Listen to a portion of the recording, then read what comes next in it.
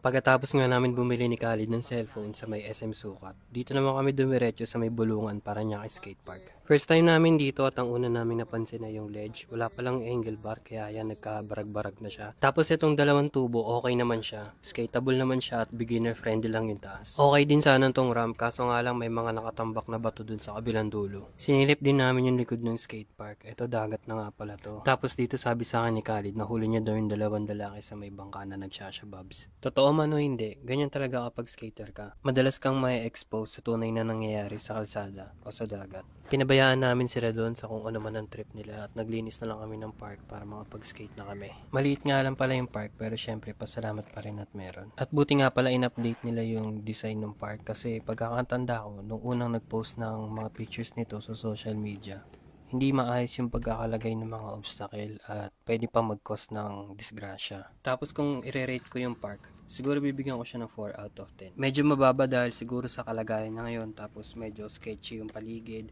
Tsaka maraming bato sa sahig. Pero sigurado kami nung bagong bukas to, sobrang ganda nito at sobrang linis. At shoutout din dun sa mga local skaters at iba pang mga tao na tumulong para makapagpagawa ng skate park dito. Shoutout din sa Parañaque government at sana dumami pa ang skate park sa Pilipinas.